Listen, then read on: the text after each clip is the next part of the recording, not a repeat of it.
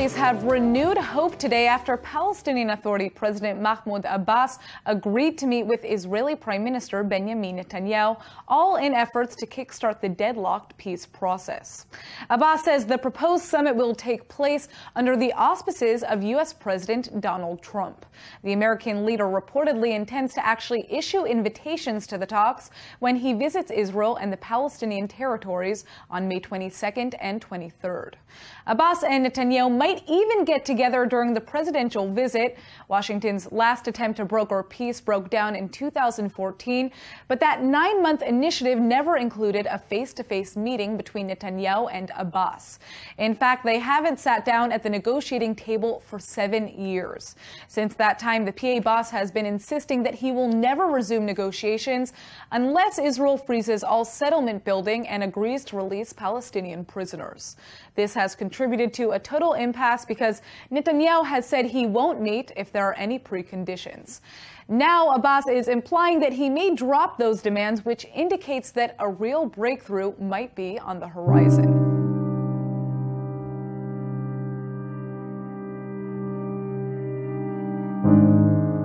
Just in case there was any doubt, Hamas is speaking out to make it very clear that the terror group still seeks Israel's destruction.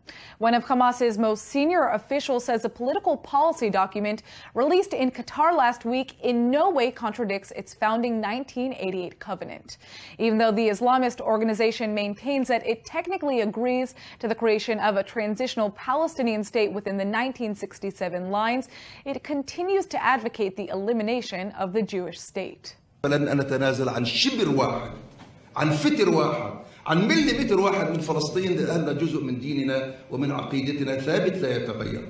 إذا أيها الإخوة الأحباب، ليس هناك أي تناقض بين الثابت بين ما قلناه في وثيقتنا والعقد الذي بيننا وبين الله تبارك وتعالى. The statements come after many Mideast analysts jumped to the conclusion that the new Hamas document might be softening the group's language towards Israel. But the policy still rejects Israel's right to exist and calls for an armed struggle to liberate all of historical Palestine. ثبتنا الثوابت التي لا تتغير، ثبتناها. إنه الأرض لا نعترف بإسرائيل. إيش معنى لا نعترف بإسرائيل؟ الدولة كما قلت أرض وشعب وسلطة كما تعرفون. طيب لا نعترف بأن هذه الأرض المحتلة عام 48 ملك لإسرائيل، لا نعترف.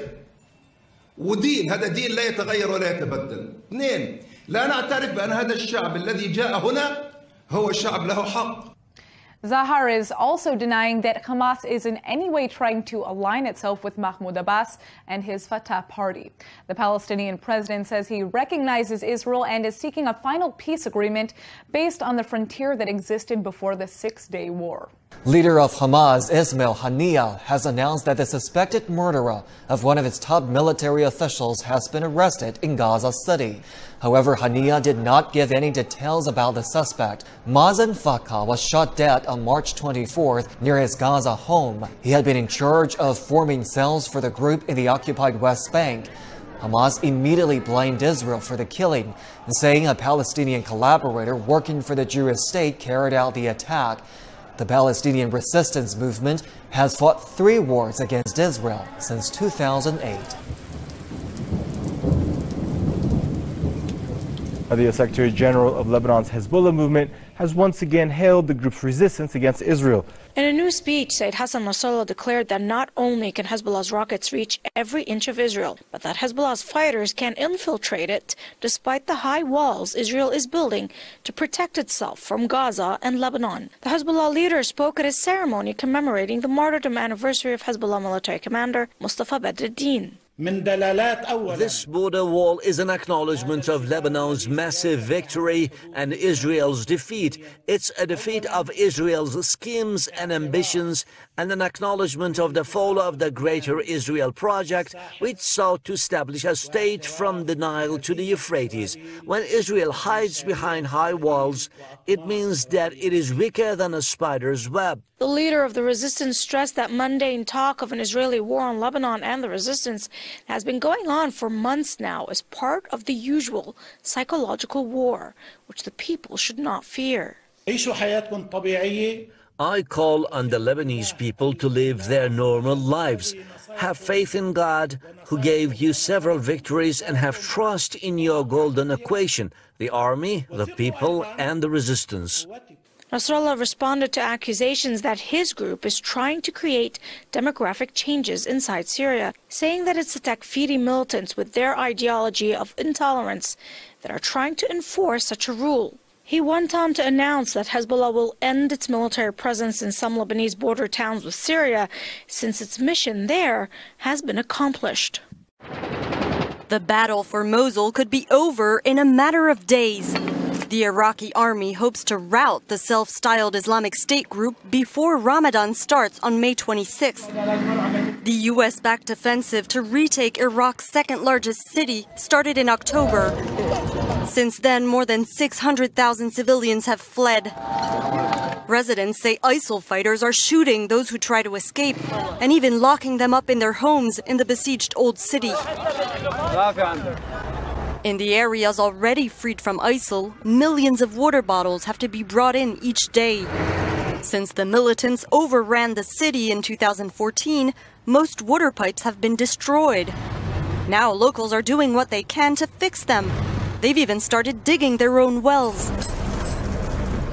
The United Nations has just reopened a water sanitation plant it hopes will supply all of Mosul's freed areas within 3 months. Syria's largest dam in the city of Tabqa has been liberated from ISIL control by Syrian Democratic Forces. Those forces are comprised mainly of US-backed Kurds. The victory paves the way for an advance on the Islamic State stronghold of Raqqa. The city is just 40 kilometers away.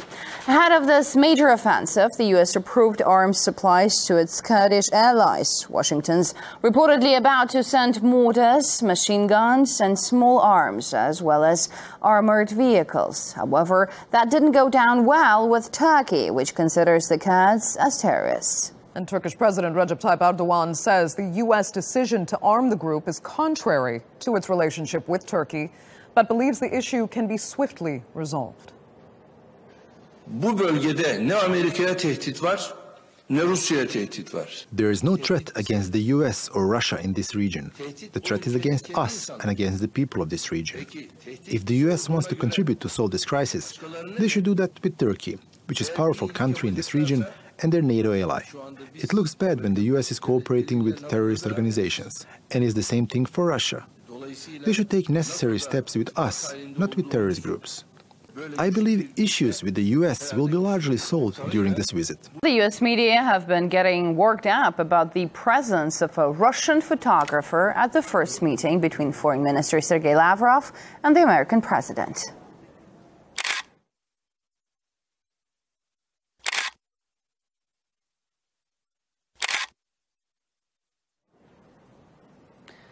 Trump's first face-to-face with Russia's top diplomat was held behind closed doors at the White House. After the meeting, these photos were released by a Russian news agency, and the U.S. media took that as an affront. You look, of course, at the pictures, of course, the shameful picture where the United States press corps was kept out, but the Russians were allowed in. No U.S. press allowed in meeting with President Trump, so we have to rely on images from Russian state media. It is outrageous that Russian media were allowed into the Oval Office, but American media were not. I was in the Oval daily. Had to leave phone, camera outside. Apparently that doesn't apply to the Russian government in this White House. Some in the U.S. media have gone so far as to accuse the Russian side of trawling off the White House. CNN has posted an article reproaching Russia for publishing the photos on Twitter. The article cites a White House source as saying, quote, "They tricked us," in reference to Russia's state news agency releasing the photos. The heads of 6 U.S. intelligence agencies, including the CIA and the NSA, gave their assessment on the North Korean threat at a U.S. Senate hearing on Thursday. The director of the Central Intelligence Agency, Mike Pompeo, warned that North Korean risks still remain and the threat is very real. Speaking at a Senate intelligence hearing on Thursday local time, along with the heads of 5 other U.S. intelligence agencies, the CIA director said regional flashpoints, including the Korean Peninsula, could trigger a major conflict. The director of National Intelligence, Dan Coates, also testified at the hearing that North Korea is currently the intelligence community's highest priority, adding that the North's nuclear programs are a potential existential threat to the U.S. He also said Pyongyang's recent nuclear and missile tests is an indication that the regime is intent on proving its weapons capability. The head of the Defense Intelligence Agency, Vincent Stewart, warned that the North is developing miniaturized nuclear devices to mount on its ballistic missiles. These remarks come a day after the CIA established its Korean Mission Center to address nuclear threats from North Korea and to analyze the North's ballistic missile technologies. The Korea Mission Center is the agency's 11th mission center, along with others like the Mission Center for Counterterrorism and the Mission Center for Global Issues, drawing on resources from the CIA. Japan has reportedly introduced a new notification system that can inform airlines and shipping companies of North Korean missile launches much faster than before. Japan's Yomiuri Shimbun reported Thursday that the automated system was introduced at the end of last month and can even alert ships and planes that are outside Japanese airspace and waters. Previous systems took about 30 minutes to notify such parties of a missile launch, but the latest one is said to deliver the information in just a few minutes. The contents of a language textbook are causing outrage in Belgium after a migrant student and his teacher came across an offensive passage. Well, the book, which is aimed at helping immigrants learn French and adapt to a new culture, gave reference to bomb throwing and prisons. The local teacher, who's hosting an Iraqi refugee, posted a picture of the text on her Facebook page. The sentence causing the controversy said, quote, "He threw a bomb and goes to prison." The book was published 3 years ago as part of a course by the educational program Erasmus. Its local director in Belgium said that he was shocked when he saw the content and admitted it was a mistake. Earlier, we heard from political commentator Graham Moore, as well as Mohammed Shafiq, the chief executive of the Ramadan Foundation. Migrants, refugees who come to Europe need to learn the language in their respective countries. That's very, very important.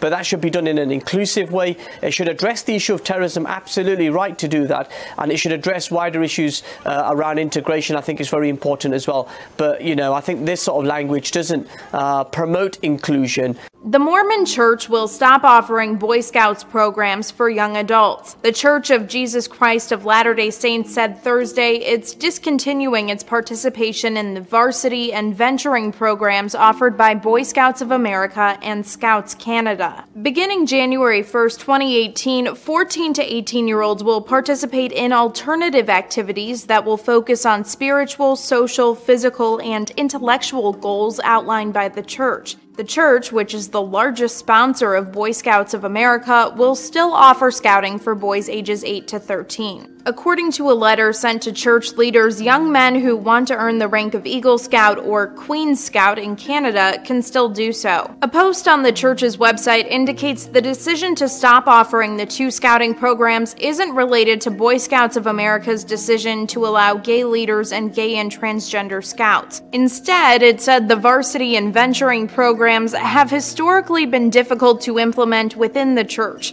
It said the new programs will better meet local needs.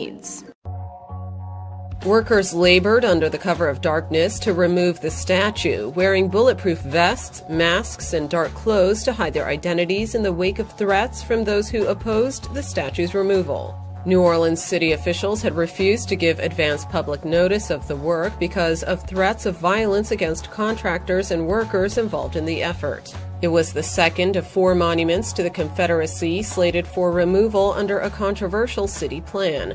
On one side of the debate are those who argue the monuments honor Southern heritage and history. Others say the monuments are symbols of racism and white supremacy. A Nicaraguan court sentenced a pastor to prison for burning a woman to death in a so-called exorcism. The court convicted Juan Rocha Romero and 4 members of his congregation of murder after they tied a woman up and threw her onto a fire. La Prensa reported Rocha and his accomplices were associated with the celestial vision of the Assemblies of God Church. The victim, Vilma Trujillo Garcia, died in the hospital in February after suffering burns on 80% of her body. Rocha and his accomplices said Trujillo was possessed but denied killing her. On May 9th, the judge sentenced all 5 to the maximum sentence of 30 years in prison. The judge also sentenced Rocha and 3 of the 4 accomplices to an additional 6 years for illegal detention, but each sentence was capped at 30 years.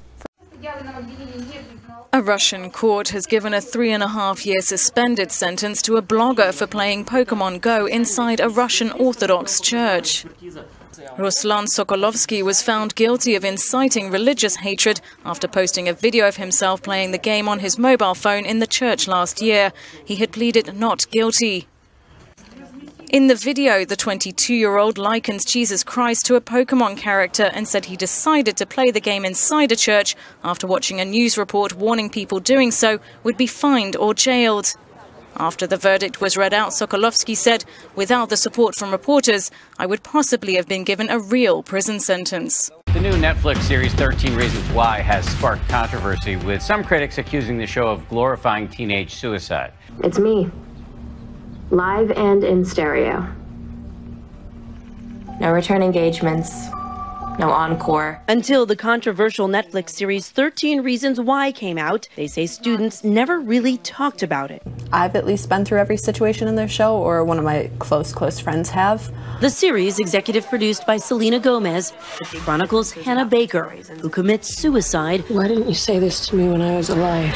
But leaves audio tapes behind for the 13 people she blames. It's Hannah. Today, schools across the country are grappling with how to handle the show amidst a national backlash. The controversy surrounding that popular new Netflix series, 13 Reasons Why, and the Department of Education is worried about them sensationalizing teen suicide. Some asking teens not to watch. Paris Jackson, who has reportedly struggled in the past, posting on Instagram, the show is a warning for bullies, but at the same time is also an extremely triggering thing to watch. Critics say the show glorifies suicide, in part by suggesting Hannah gets what she wanted.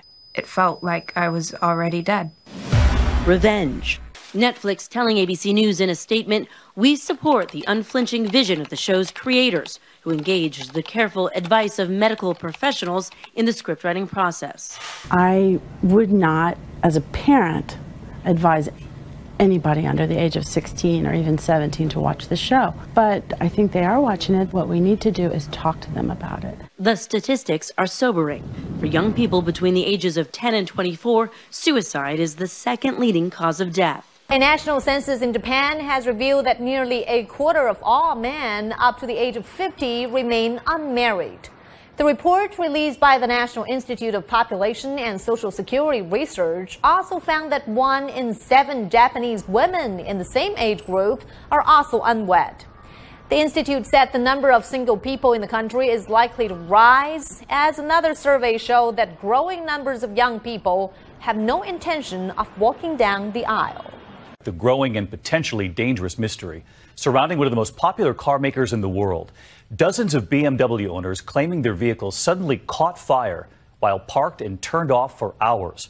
The people who lived in this house outside Washington, D.C. were lucky to escape alive. I think this was a 5-alarm fire.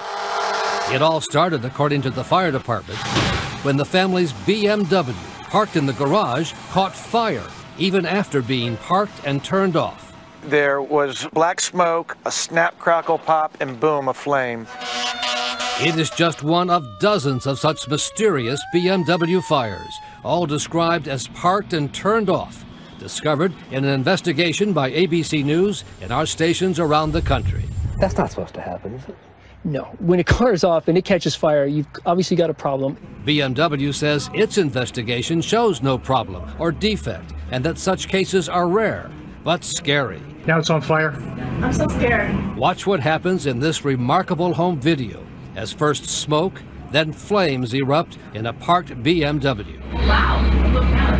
In 9 minutes and 15 seconds, The luxury car is enveloped in flames as firefighters struggle to put it out. And I definitely feel that there's something that should be investigated as to why this is occurring. My car is on fire. It is a question being asked by dozens of BMW owners around the country. What kind of car is it? And a question from fire departments, too. It's a BMW. Car is on fire. It's right next to the house.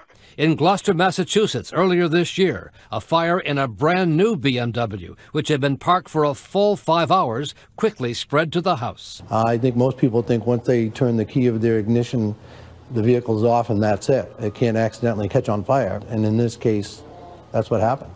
That's what we all think when we turn the car off. Brian Ross is with us now. And what are we hearing from BMW tonight? Well, BMW executives would not agree to appear in our report, but in a statement to ABC News, they said outside factors could be a cause, including poor maintenance or rodents' nests.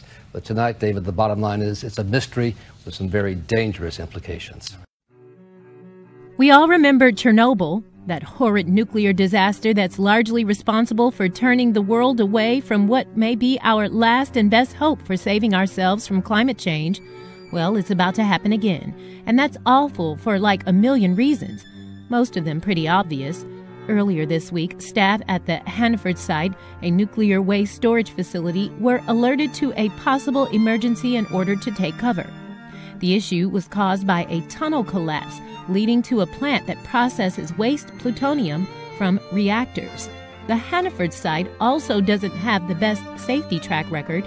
The former governor of Washington state, where the facility is located, once called it an underground Chernobyl waiting to happen, and it has often been called one of the most dangerous places in the U.S. The warning from a helicopter above to alert swimmers, paddleboarders, that there were several sharks swimming around them in the water. The warnings blaring up and down the California coast. Dozens of great white sharks feet from some of the nation's most popular beaches. You are paddleboarding next to approximately 15 great white sharks. Orange County sheriffs using a helicopter loudspeaker. Exit the water in a calm manner. Sightings from Long Beach to San Onofre, where a woman nearly lost her life from a shark bite just 2 weeks ago. I don't think I'll ever go in again. Hey, Chris. We join Shark Lab's Professor Chris Lowe on a mission to tag as many as he can. I never thought I would actually see the day where I would see that many in one morning. In one 400-yard stretch, we have 20 sightings. He's right here. Researchers daringly sneaking up on the sharks to get that tag in. Scientists believe the ocean has been so unusually warm the past 18 months that the sharks haven't needed to migrate to Mexico as they normally would in winter. The good news, these sharks would rather eat stingrays than humans. What a showdown! It's a bear versus a dog, and the dog is winning. The giant bear wandered into a yard in an upscale neighborhood outside Los Angeles. First, the beast walked the length of a cinder block wall like it was a tightrope. His mission? Get to the pool and cool off. Look at him bobbing around. Then, he tried to make a hammock out of some fencing. That's not going to work. But wait. Suddenly, the pool party is over. A dog named Babao shows who's the master of this domain and chases the bear away. The beast turns to make a final stand, and the dog backs off. But that bear has had enough. Now, meet Babao. Owner Eddie Sue couldn't be prouder. He's protecting the property, the family, but I was also concerned about his safety. Certainly didn't want him to get into a fight with the bear. The David and Goliath battle played out on local TV. This viewer took a particular interest. Yep, it's a cat who appears transfixed by the live coverage. You can't catch the bear, guys. Calm down. Good boy, good boy. Well done, Babao.